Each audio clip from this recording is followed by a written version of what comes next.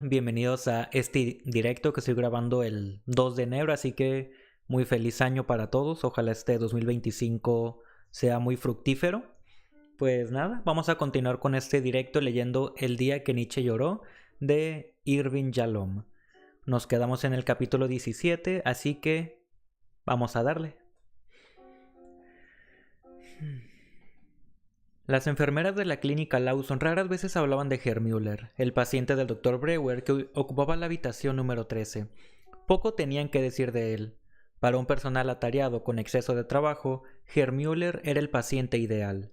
Durante la primera semana no tuvo ataques de migraña, exigió poco y requirió poca atención aparte de la inspección 6 veces al día de sus constantes virales: pulso, temperatura, ritmo respiratorio y presión arterial.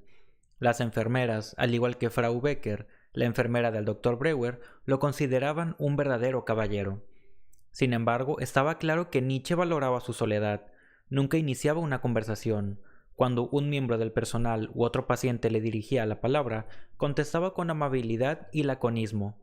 Prefería tomar las comidas en su habitación y después de la sesión matinal con el Dr. Breuer, que según suponían las enfermeras consistía en masajes y tratamientos eléctricos, se pasaba la mayor parte del día solo, escribiendo en su cuarto o, si el tiempo lo permitía, tomando notas mientras paseaba por el jardín. Müller rechazaba con cortesía todas las preguntas que se le hacían con respecto a lo que escribía. Lo único que se sabía era que estaba interesado por un amigo profeta persa, un tal Zaratustra. A Breuer le impresionaba la discrepancia entre la amabilidad y discreción con que Nietzsche se comportaba en la clínica y el tono estridente y combativo de sus libros. Cuando le preguntó sobre ello, Nietzsche sonrió. «No es ningún misterio», respondió. «Si nadie quiere escuchar, es natural que se grite». Parecía contento con su vida en la clínica. Dijo a Breuer que estaba pasando unos días agradables y sin dolor, y que, además, las charlas que mantenía a diario eran productivas para su filosofía. Siempre había despreciado a filósofos como Kant y Hegel, que, en su opinión, escribían en un estilo académico destinado solo a la comunidad académica. En cambio, su filosofía era sobre la vida y para la vida. Las mejores verdades, decía siempre, eran verdades sangrientas, arrancadas de la experiencia de la vida de uno mismo. Antes de conocer a Breuer, Nietzsche no había intentado hacer un uso práctico de su filosofía. Sin pensarlo demasiado, había prescindido del problema de su aplicación, sosteniendo que quienes no le entendían eran personas con quienes no valía la pena perder el tiempo, mientras que los especímenes superiores encontrarían el camino hacia su sabiduría, si no ahora, dentro de 100 años. Sin embargo, los encuentros diarios con Breuer le estaban obligando a tomarse el asunto más en serio. De todos modos, aquellos despreocupados y productivos días en Lawson no eran tan idílicos para Nietzsche como parecía a simple vista. Subterráneas corrientes turbulentas socavaban su fuerza. Casi cada día componía enfurecidas, anhelantes, desesperadas cartas a Luz Salomé. La imagen de la joven invadía su mente sin cesar y apartaba su energía de Breuer, de Zaratustra y de la simple alegría de disfrutar de días sin dolor. Tanto en la superficie como en lo más hondo, la vida de Breuer durante la primera semana de hospitalización de Nietzsche fue agotadora y tortuosa. Las horas pasadas en Lawson agobiaban todavía más un horario ya sobrecargado. Una regla invariable de la medicina vienesa era: cuanto peor el tiempo, más atareado el médico.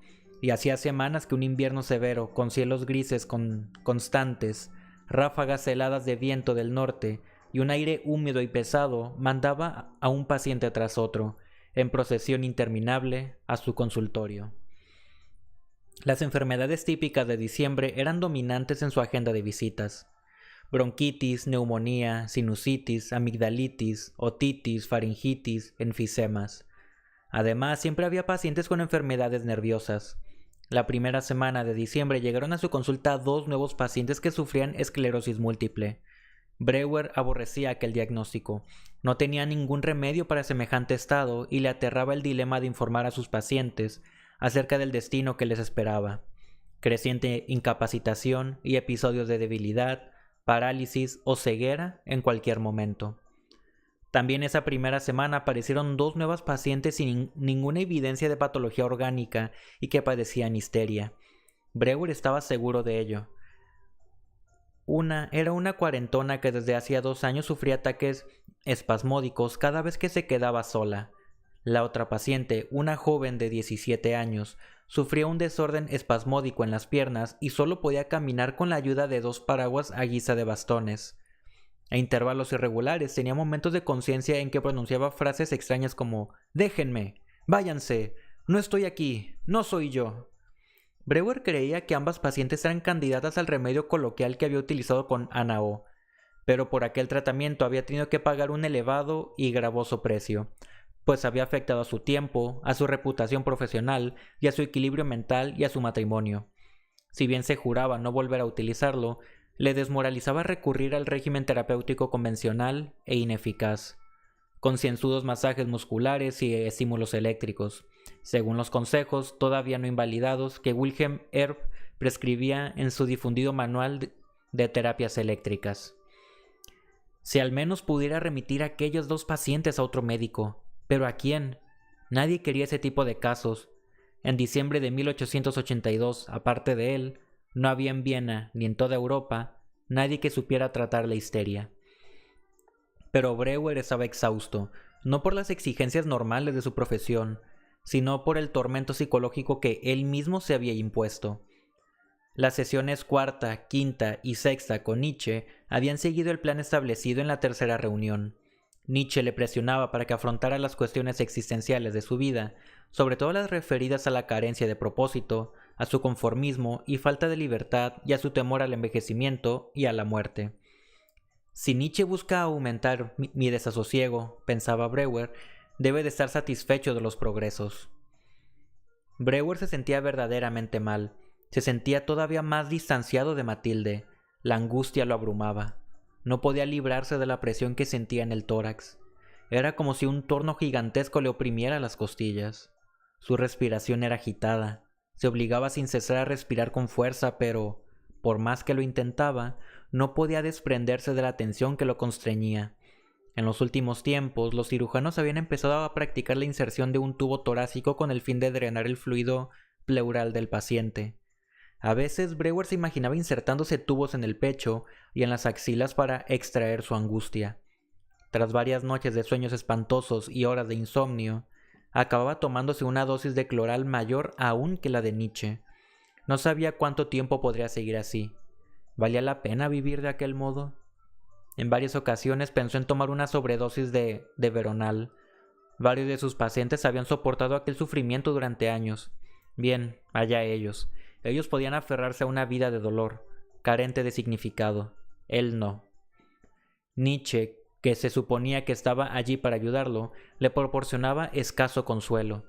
Cuando él describía su angustia, Nietzsche apenas si le concedía importancia, como si de una bagatela se tratara. Claro que sufre, tal es el precio de la visión. Claro que tiene usted miedo. Vivir significa estar en peligro. Debe endurecerse, le exhortaba. Usted no es una vaca y yo no soy el apóstol de los rumiantes. El lunes por la noche, una semana después del pacto, Breuer sabía que el plan de Nietzsche había salido mal.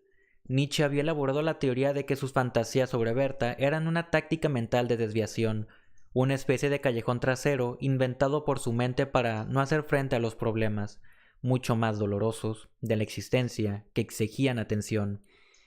Haga frente a los problemas existenciales, insistía Nietzsche, y la obsesión por Berta desaparecerá. Pero no era así. Las fantasías relacionadas con Berta minaban su resistencia con remozada ferocidad, exigían más atención, más futuro. De nuevo Breuer se imaginaba a sí mismo cambiando de vida, buscando un modo de escapar de su prisión, la prisión conyugal, cultural y profesional, y huyendo de Viena con Berta en sus brazos.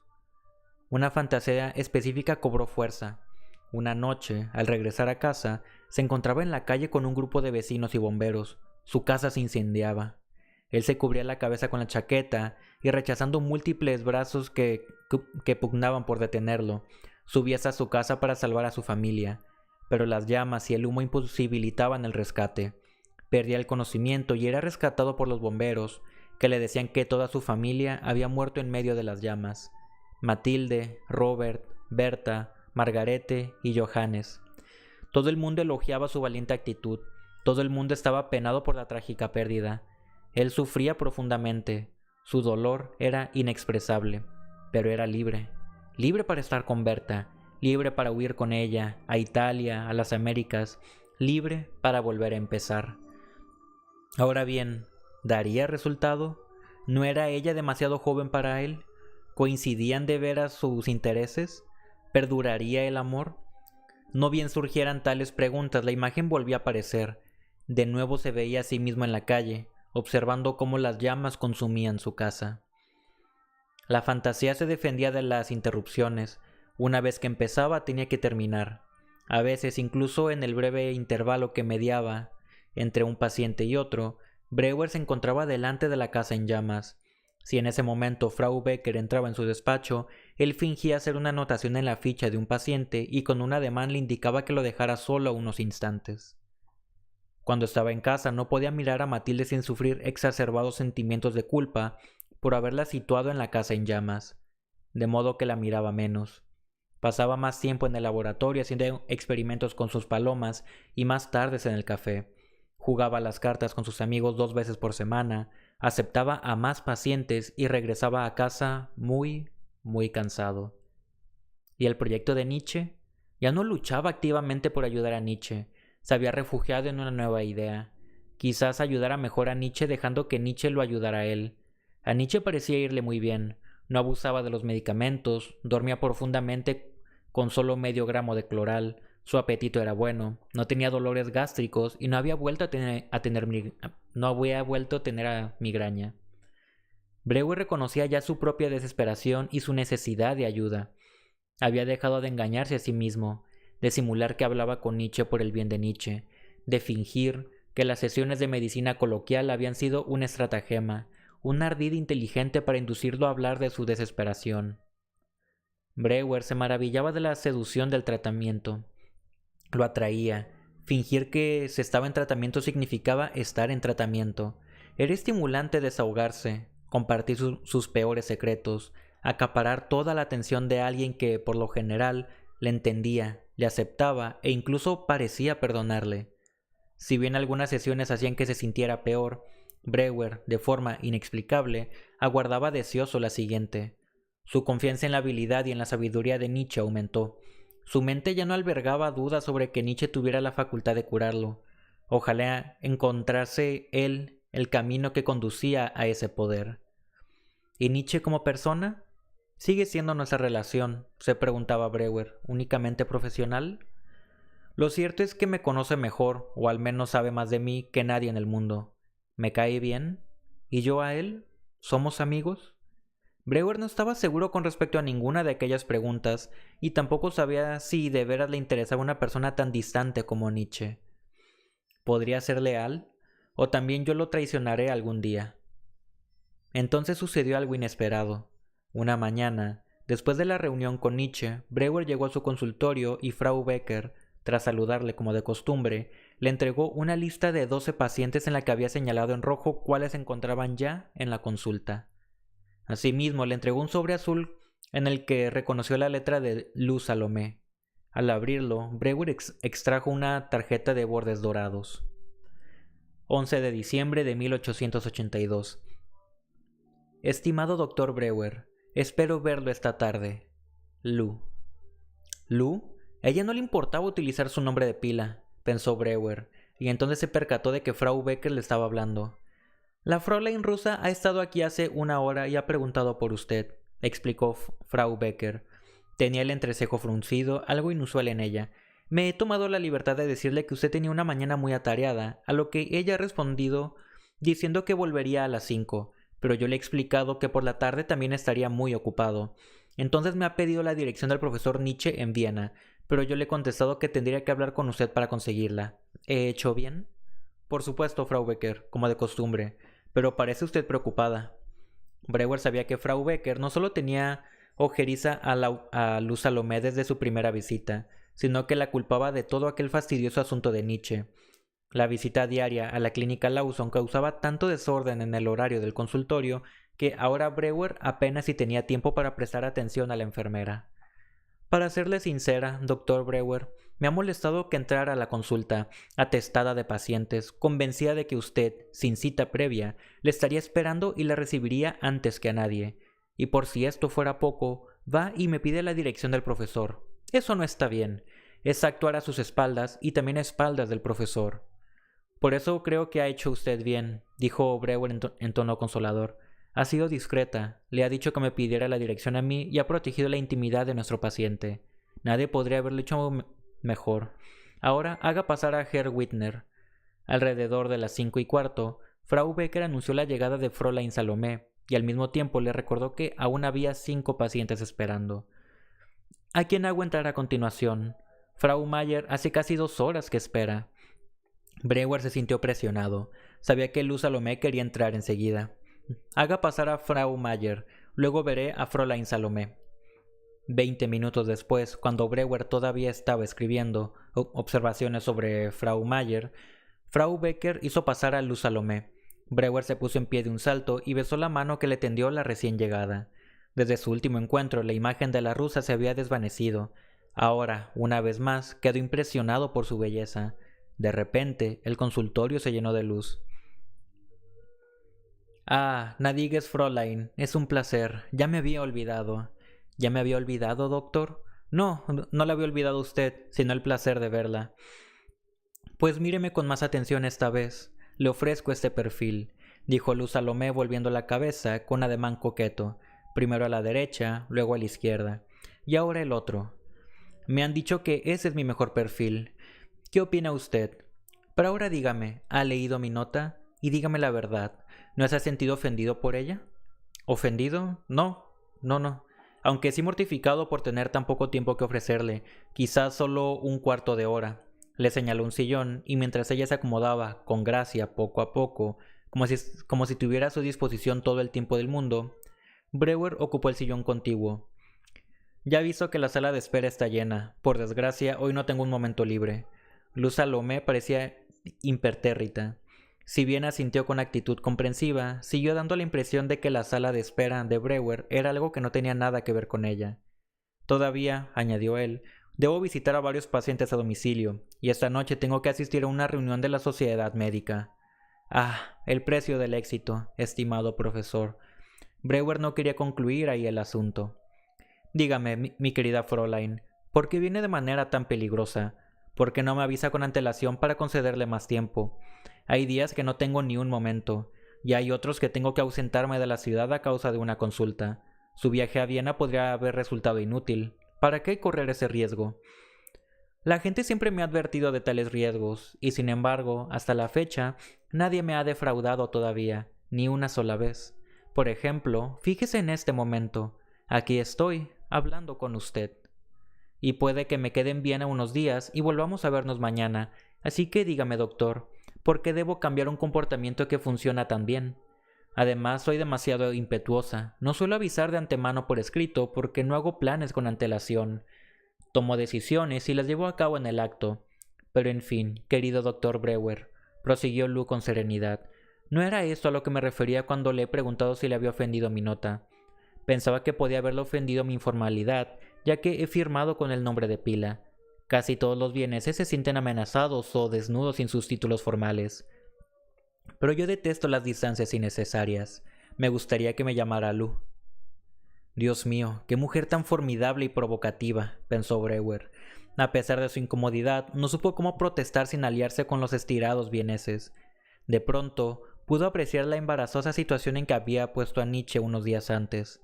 De todos modos, él y Nietzsche eran coetáneos, mientras que Lu tenía la mitad de su edad. Por supuesto, lo haré encantado. Nunca probaré las barreras entre nosotros. Bien, entonces llámeme Lu. Ahora, en cuanto a los pacientes que están esperando, permíteme asegurarle que siento un gran respeto por su profesión. De hecho, mi amigo Paul Rey y yo con frecuencia hacemos planes para ingresar en la Facultad de Medicina. Así pues, dado que valoro su deber para con sus enfermos, iré al grano. Sin duda habrá adivinado que vengo con una información importante y pregunta sobre nuestro paciente, es decir, si sigue viéndolo. Me enteré a través del profesor Overbeck de que Nietzsche había salido de Basilea para visitarle a usted, pero no sé nada más. Sí, nos hemos visto, pero dígame, Fräulein, ¿qué información trae? Cartas de Nietzsche, tan salvajes, tan enfurecidas y confusas que hay momentos en que parece haber perdido el juicio. Aquí están. Le entregó unos papeles. Mientras esperaba, le he copiado unos fragmentos. Brewer miró la primera página, escrita con la pulcra caligrafía de Luz Salomé.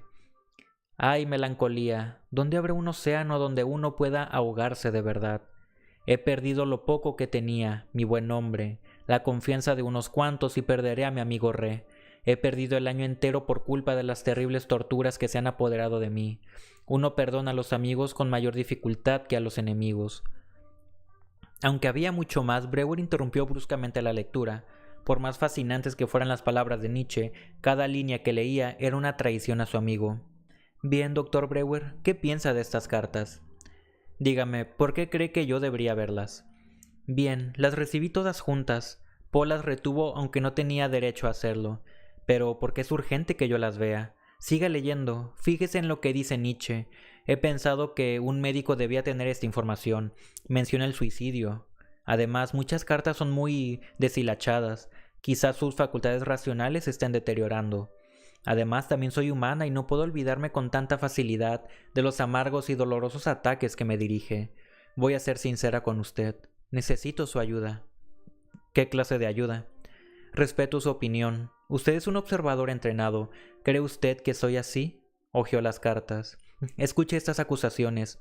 Una mujer sin sensibilidad, sin espíritu, incapaz de amar, nada fiable, grosera en cuestiones de honor. O esta, un depredador disfrazado de animal doméstico. O esta, pensaba que eras la encarnación de la virtud y la honorabilidad, pero en realidad eres carne de horca. Brewer cabeceó. No, desde luego, yo no creo que sea usted así. Sin embargo, dadas las escasas ocasiones, tan breves y formales, en que nos hemos visto, ¿qué valor puede tener mi opinión? ¿Es esa la ayuda que espera de mí? Sé que mucho de lo que escribe Nietzsche es impulsivo y que lo hace para castigarme. Usted ha hablado con él, y debe de haber hablado de mí, estoy segura. Necesito saber qué piensa realmente él de mí. Ese es mi ruego. ¿Qué dice de mí? ¿Me odia de verdad?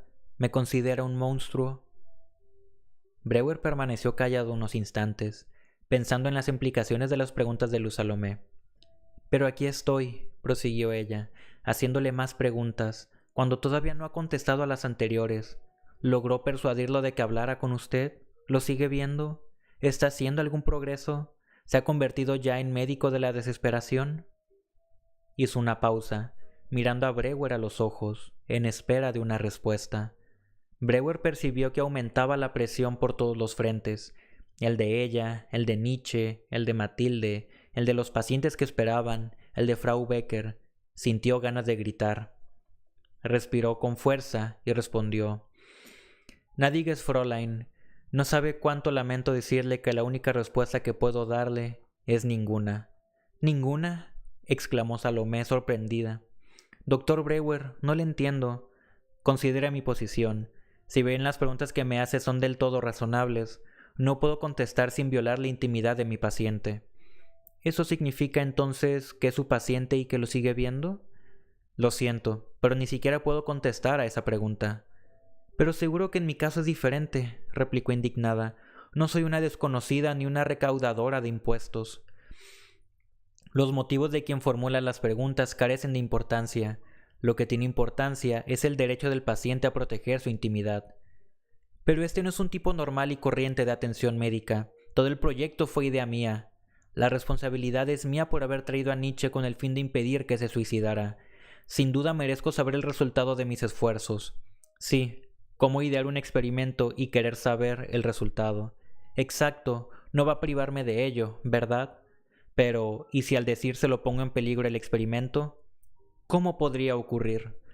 Le ruego que confíe en mi criterio. Recuerde, usted acudió a mí porque me consideraba un experto. Por ello le pido que me trate como un experto. Pero, doctor Brewer, no soy observadora desinteresada, un simple testigo en el lugar de los hechos, con curiosidad morbosa por la suerte de la víctima. Nietzsche era importante para mí y sigue siendo importante. Además, como le he dicho, creo que soy, en parte, responsable de su aflicción. Su voz se volvió aguda. Yo también estoy afligida. Tengo derecho a saber. Sí, Noto su aflicción, pero como médico, mi preocupación primordial es mi paciente y me pongo de su lado. Quizá algún día, si sigue usted con sus planes y llega a ser médico, valore mi posición. ¿Y mi aflicción? ¿No cuenta para nada? Me aflige su aflicción, pero no puedo hacer nada. Le sugiero que acuda a alguien para que la ayude. ¿Me puede dar la dirección de Nietzsche? Solo puedo ponerme en contacto con él a través de Overbeck, que a lo mejor no le da mis cartas. La insistencia de Luz Salomé acabó irritando a Brewer. La posición que debía adoptar se volvió más clara. Está usted tocando cuestiones que tienen que ver con el deber del médico hacia sus pacientes. Me obliga a adoptar posturas sobre las que no he reflexionado. Pero ahora creo que en ese momento no puedo decirle nada, ni dónde vive, ni siquiera si es mi paciente. Y hablando de pacientes, Fräulein Salomé, dijo poniéndose en pie, debo ocuparme de los que están esperando. Mientras Luz Salomé se levantaba, Brewer le devolvió las cartas que le había llevado. Tengo que devolvérselas, le agradezco que las haya traído, pero sí, como usted dice, su nombre es veneno para él, no hay forma de usarlas. Creo que he cometido un error al leerlas. Salomé cogió las cartas a toda prisa, dio media vuelta y sin pronunciar una sola palabra, salió hecha una furia del consultorio. Brewer volvió a sentarse, secándose la frente. ¿Sería la última vez que vería a Luz Salomé? Lo dudaba. Frau Becker entró para preguntar si debía hacer pasar a Herr Pfeffermann, a quien en aquel instante le acababa de dar un violento acceso de tos en la sala de espera. Brewer le rogó que aguardara unos minutos. Muy bien, doctor Brewer. Avíseme cuando quiera que le haga pasar. ¿Quiere que le prepare una taza de té? Brewer negó con la cabeza. Cuando se quedó solo, cerró los ojos con la esperanza de descansar un instante. Le asaltaron las fantasías sobre Berta. Fin del capítulo 17.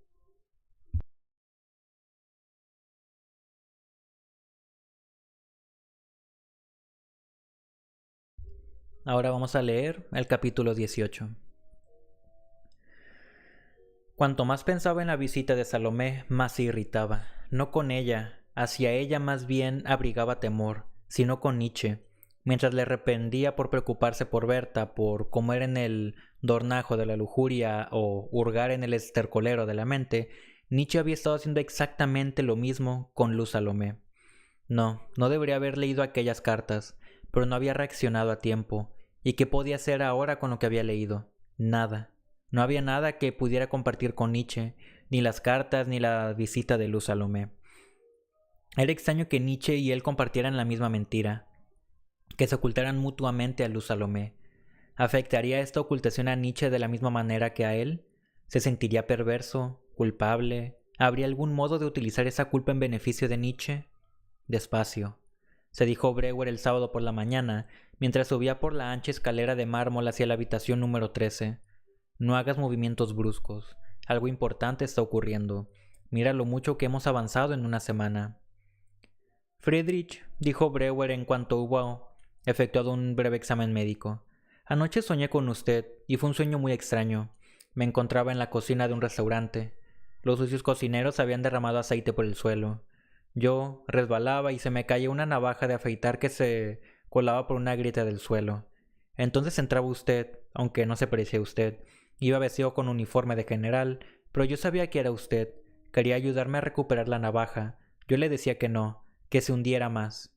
Pero usted de todos modos lo intentaba, y en efecto, como yo suponía, la navaja se hundía más. Ahora estaba en el fondo de la grieta y cada vez que trataba de sacarla me cortaba en los dedos. Se detuvo y miró expectante a Nietzsche. ¿Qué piensa del sueño? ¿Qué piensa usted, Joseph? Casi todo el sueño, como ocurre en todos los sueños, es una tontería, salvo la parte que se refiere a usted, que debe de significar algo. ¿Aún puede ver el sueño en su mente? Brewer asintió. Siga mirando y desolline. Brewer vaciló, desalentado, e intentó concentrarse. Veamos. Dejo caer algo. La navaja de afeitar. Llega usted con uniforme de general. Sí, llega usted vestido de general e intenta ayudarme, pero no me ayuda. De hecho, empeoro las cosas. Entierro más la navaja. Bien, todo eso encaja con lo que he estado diciendo. Las cosas se están empeorando. Mi obsesión por Berta, la fantasía de la casa que se incendia, el insomnio. Tenemos que hacer algo diferente. ¿Y yo voy vestido de general? Bien, esa parte es fácil. El uniforme debe de tener que ver con su modo altivo de ser, su lenguaje poético, sus proclamas. Alentado por la nueva información obtenida de Luz Salomé, Brewer prosiguió. Simboliza su reticencia a hablarme de una manera más simple. Por ejemplo, considere mi problema con Berta. Por mi trabajo con los pacientes, sé lo frecuente que es tener problemas con el sexo opuesto. Nadie está libre del dolor de amar. Goethe lo sabía y por eso Werner tenía tanta fuerza. Su mal de amores atañe a la verdad de todos los hombres. Sin duda le habrá pasado a usted. Al no obtener respuesta, Brewer insistió. Estoy dispuesto a apostar una elevada suma de dinero a que usted ha tenido una experiencia similar. ¿Por qué no la comparte conmigo para que podamos hablar sinceramente, como iguales? Y no como general y soldado, no como poderoso e impotente. Lo siento, Joseph. Convine en no hablar del poder, aun cuando las cuestiones de poder son tan obvias que resultan inevitables. En cuanto al amor, no niego lo que usted dice. No niego que todos nosotros, y yo me incluyo, hayamos experimentado su dolor. Usted menciona el joven Werner, prosiguió Nietzsche, pero permítame recordarle las palabras de Goethe. Sé hombre y no me sigas, síguete a ti mismo. ¿Sabe que añadió esa frase en la segunda edición del libro porque numerosos jóvenes habían seguido el ejemplo de Werner y se habían suicidado? No, Joseph, lo importante aquí no es que yo le hable de mi camino, sino ayudarle a que usted encuentre su camino para salir de la desesperación. Bien, ¿qué hay de la navaja del sueño? Brewer vaciló. Que Nietzsche hubiera admitido que también él había experimentado el dolor de amar era una revelación importante. ¿Debía ahondar en ello? No. Por ahora era suficiente. Permitió que su atención volviera a centrarse en él. No sé por qué hay una navaja de afeitar en el suelo. Recuerde nuestras reglas, Joseph. No intente razonar. Limítese a deshollinar. Diga todo lo que se le ocurra. No omita nada. Nietzsche se echó atrás y cerró los ojos en espera de que Brewer contestara. Navaja, navaja. Anoche vi a un amigo, un oftalmólogo llamado Karl Kohler, que va totalmente afeitado. Esta mañana he pensado en afeitarme la barba, si bien eso es algo en lo que a menudo pienso. Sigue deshollinando. Navaja, muñecas. Tengo un paciente, un joven, que está desesperado porque es homosexual y que hace un par de días se cortó las muñecas con una navaja. Lo veré hoy. A propósito, se llama Joseph, aunque no pienso cortarme las venas. Sí pienso, como le he dicho, en el suicidio, pero de manera ociosa, no lo planeo. La posibilidad de terminar con mi vida está muy lejos de mi intención, probablemente más que la de incendiar mi casa o llevarme a Berta a América.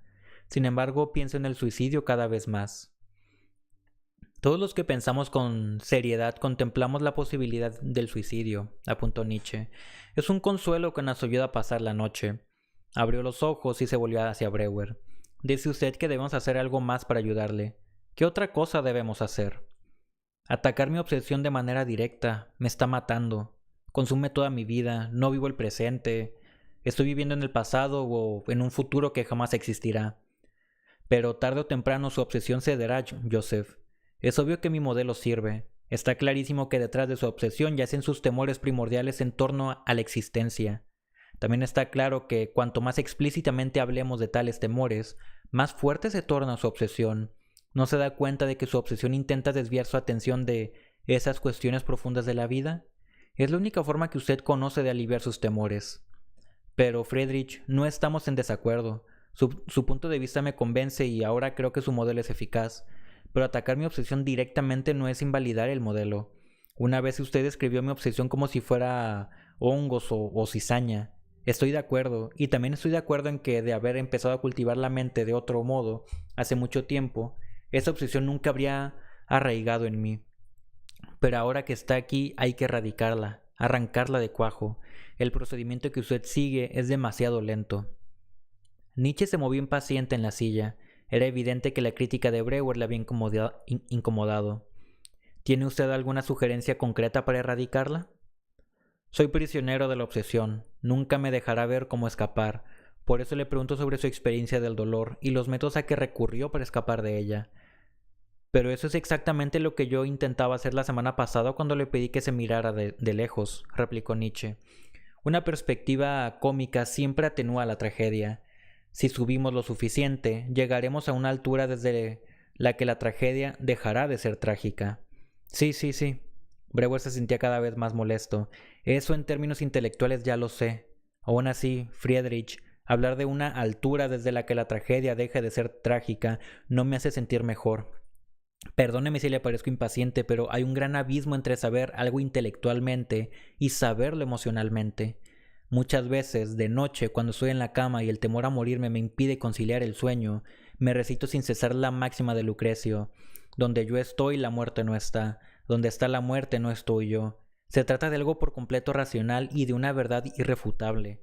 Pero cuando estoy asustado de verdad, nunca funciona. Jamás atenúa mis temores. Aquí es donde la filosofía resulta insuficiente. Enseñar filosofía y utilizarla en la vida son dos tareas muy diferentes. El problema, Joseph, es que cuando abandonamos la racionalidad y usamos facultades inferiores para influir sobre los hombres, acabamos obteniendo un hombre inferior y menos valioso. Cuando usted dice que quiere algo que funcione, usted se refiere a algo que influya en las emociones. Bien, hay expertos en eso. ¿Quiénes? Los curas. Ellos conocen los secretos de la influencia. Ellos manipulan con inspirada música, nos empequeñecen con altísimas torres y naves góticas, alientan la voluptuosidad de la sumisión, ofrecen la guía sobrenatural, protección frente a la muerte, incluso inmortalidad. Pero fíjese en el precio que exigen: la esclavitud religiosa, reverencia a los débiles, inmovilismo, odio al cuerpo, a la alegría, al mundo. No podemos usar estos antihumanos métodos tranquilizantes. Debemos hallar mejores formas de abusar nuestro poder de razonar.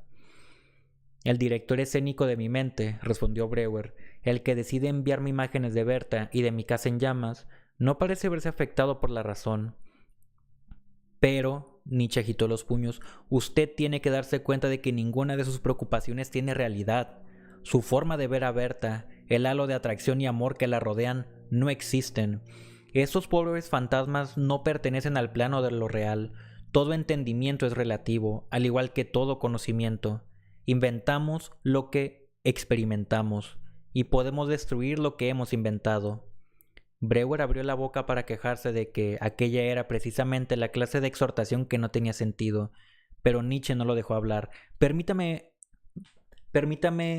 aclararlo, Joseph. Tengo un amigo, bueno, lo tenía, Paul Rée, un filósofo. Los dos creemos que Dios ha muerto. Él dice que una vida sin Dios carece de sentido y es tan grande su aflicción que flirtea con el suicidio. Por conveniencia, siempre lleva consigo un frasquito de veneno colgado del cuello. Para mí, en cambio, la ausencia de Dios es un motivo de alegría. Rebustece mi libertad. Me digo a mí mismo, ¿qué se podría crear si los dioses existieran? ¿Se da cuenta de lo que quiero decir? La misma situación, los mismos datos sensoriales, si se quiere, pero dos realidades. Breuer se hundió, abatido, en su asiento. Estaba tan desanimado que ni siquiera aprovechó que Nietzsche hubiera mencionado a Paul Rée. Pero ya le he dicho que esos argumentos no me conmueven, protestó. ¿De qué sirve tanto filosofar? Aunque inventemos la realidad, nuestras mentes están concebidas de tal manera que nos ocultan el proceso. Pero fíjese en su realidad, dijo Nietzsche. Una mirada atenta bastaría para revelarle lo provisional y absurda que es. Fíjese en el objeto de su amor, esa lisiada, Berta. ¿Qué hombre racional podría amarla? Usted me dice que a veces no oye, se pone visca y dobla los brazos y los hombros hasta quedarse como un ovillo. No puede beber agua, no puede andar, no puede hablar en alemán por la mañana, unos días habla en inglés, otros en francés. ¿Cómo sabe en qué idioma hablarle? Debería poner un cartel como en los restaurantes anunciando la langue de joie. En el rostro de Nietzsche, divertido por la propia gracia, apreció una amplia sonrisa. Pero Breuer no sonreía. Su semblante se ensombreció. ¿Por qué es tan ofensivo con ella? Nunca menciona su nombre sin añadir el calificativo de lisiada. No hago más que repetir lo que usted me dijo. Es verdad que está enferma, pero ella es más que su enfermedad. Es una mujer muy hermosa. Si uno va con ella por la calle, todo el mundo se da la vuelta para mirarla. Es inteligente, tiene talento y es tremendamente creativa. Es una escritora muy buena y una aguda crítica de arte. Es una mujer amable, sensible y creo que cariñosa. Me parece que no es tan cariñosa y sensible como usted cree. Mire cómo le ama a usted. Intenta seducirle para que cometa adulterio. Breuer sacudió la cabeza. No. Nietzsche le interrumpió. Ah, sí, no puede negarlo. Seducción es la palabra. Se apoya en usted, fingiendo que no puede andar. Apoya la cabeza en su regazo y acerca la boca a su miembro. Trata de estropear su matrimonio. Le humilla públicamente simulando estar embarazada de usted. ¿Eso es amor? Líbreme de esa clase de amor. Yo no juzgo ni ataco a mis pacientes, ni me río de sus males, Friedrich. Le aseguro que usted no conoce a esta mujer. A Dios gracias. He conocido a otras como ella. Créame, Joseph, esta mujer no le ama. Quiere destruirlo, exclamó Nietzsche con vehemencia, golpeando el cuaderno para subrayar cada palabra. Usted la juzga por otras mujeres a las que ha conocido, pero se equivoca.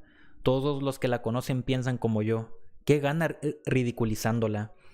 En esto, como en tantas otras cosas, sus virtudes le ponen obstáculos. También usted debe aprender a ridiculizar. Por este camino se va a la salud. Cuando se trata de mujeres, Friedrich, es usted demasiado duro. Y usted, Joseph, demasiado blando. ¿Por qué tiene que seguir defendiéndola? Demasiado agitado para permanecer sentado, Joseph se puso en pie y se dirigió a la ventana.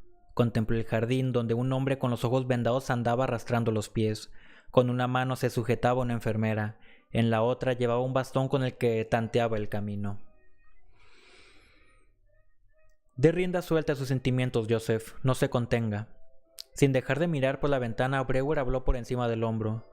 Para usted es fácil atacarla. Si la viera, le aseguro que cambiaría de parecer.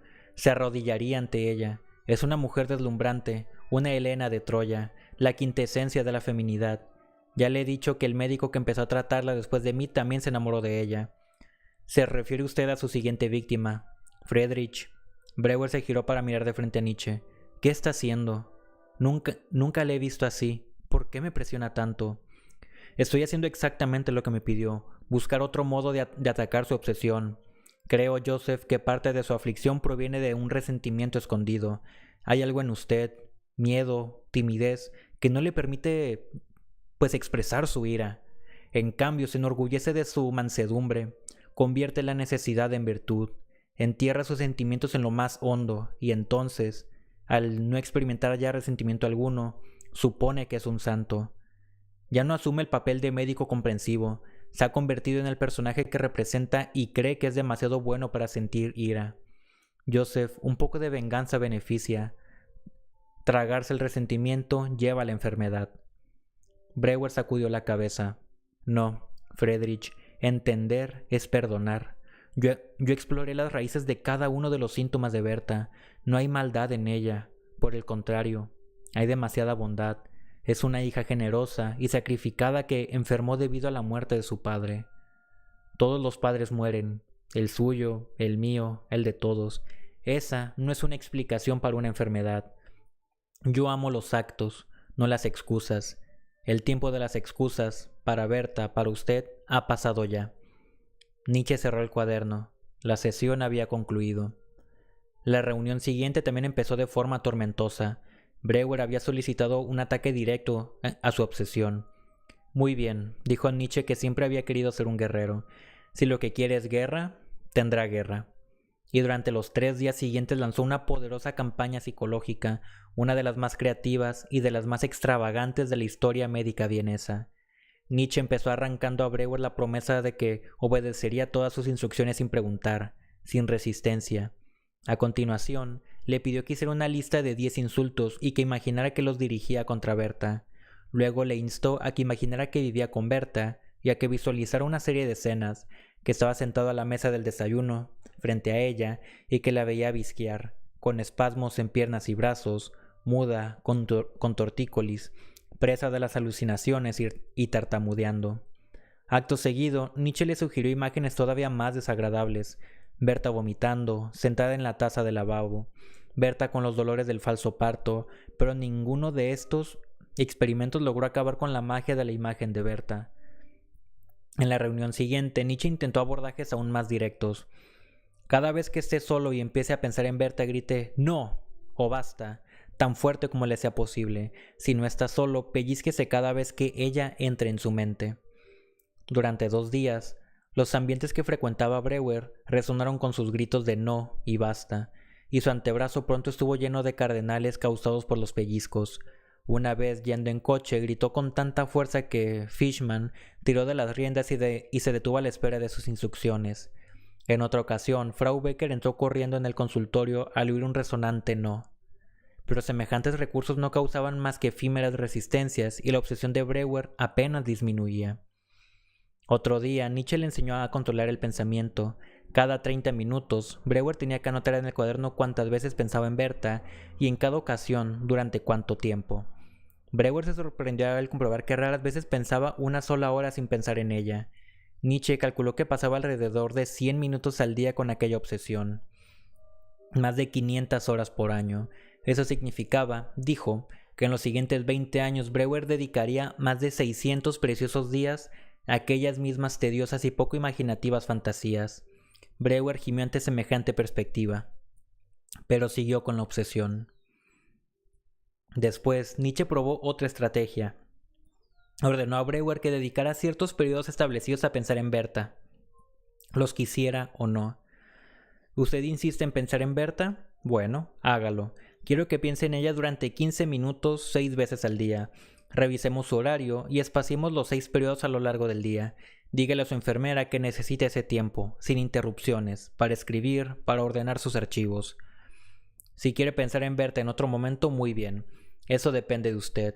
Pero durante estos 6 momentos debe pensar en Berta. Luego, a medida que se acostumbre a esta práctica, de forma gradual, reduciremos el tiempo de meditación forzosa.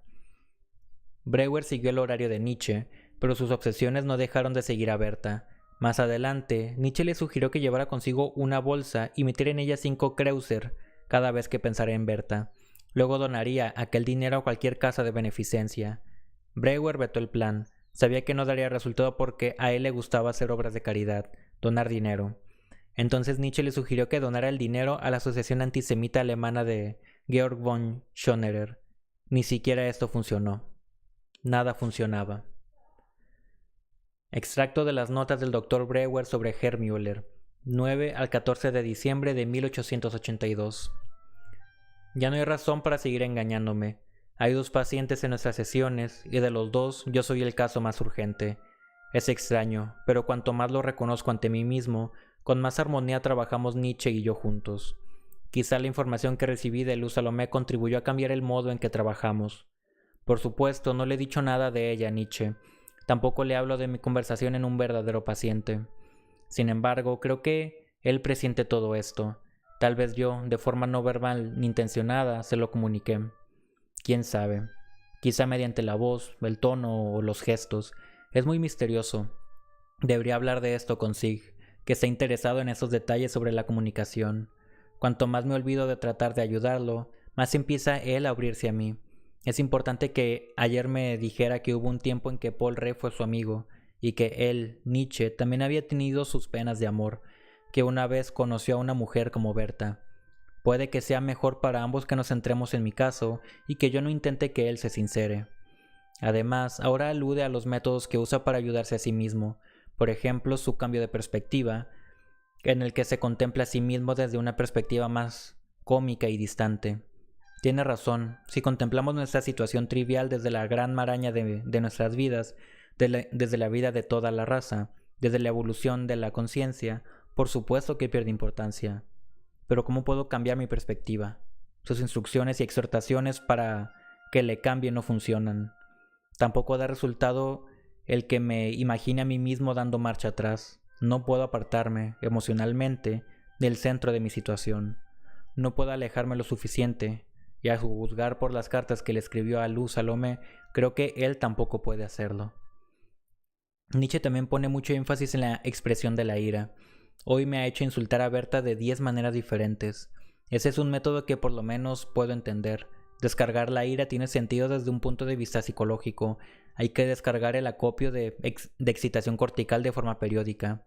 De acuerdo con la descripción que hace Luz Salomé de sus canas, ese es su método favorito. Creo que Nietzsche encierra dentro de sí un gran depósito de ira. Me pregunto por qué. ¿Debido a su enfermedad? ¿O a su falta de reconocimiento profesional? ¿O a que nunca ha disfrutado del calor de una mujer? Nietzsche es ingenioso para los insultos. Ojalá yo pudiera recordar sus improperios predilectos. Me ha encantado que calificara a Luz Salomé de depredadora disfrazada de gata domesticada. A él le resulta fácil, pero a mí no. Tiene mucha razón con respecto a mi dificultad para expresar la ira. Viene de familia, lo veo en mi padre, en mis tíos. Para los judíos reprimir la ira es un rasgo de supervivencia. Ni siquiera localizo la ira. Insiste en que siento ira hacia Berta, pero estoy seguro de que la confunde con su propia ira hacia Luz Salomé. Lástima que se haya indispuesto con ella. Ojalá pudiera darle mi comprensión. Este hombre casi no tiene experiencia con las mujeres. ¿Y a quién elige para adquirirla? A la mujer más fuerte que he conocido. Y solo tiene 21 años. Que Dios nos ayude cuando tenga más. En cuanto a la otra mujer de su vida, su hermana Elizabeth, espero no llegar nunca a conocerla. Parece tan fuerte como Luz Salomé y probablemente sea todavía peor que ella. Hoy me ha pedido que imaginara a Berta como una niña con los pañales sucios y también que le dijera lo hermosa que le encontraba mientras me la imaginaba visca y con tortícolis. Hoy me ha dicho que me introduzca un Kreuzer en el zapato por cada fantasía que tenga y que camine con las monedas en el calzado durante todo el día. ¿De dónde saca tales ideas? Parece que tiene un pozo sin fondo lleno de ideas como estas, que gritara no y me pellizcara, que anotara cada una de mis fantasías en un libro, que anduviera con monedas en los zapatos, que le diera dinero a Schonerer, que me castigara por atormentarme. ¡Qué locura! He oído decir que a los osos se les enseña a bailar sobre las patas traseras calentando los ladrillos del suelo sobre el que se encuentran. ¿Se diferencia eso de su técnica? ¿Él trata de adiestrar mi mente con estos ingeniosos métodos de castigo? Pero yo no soy un oso y tengo una mente demasiado fértil para estas técnicas de amaestrar animales. Sus esfuerzos son ineficaces y además insultantes. Pero no le culpo. Le pedí que atacara mis síntomas directamente. Se limita a complacerme, no pone su corazón en esos esfuerzos, insiste en que el crecimiento es más importante que la comodidad. Tiene que existir otro camino.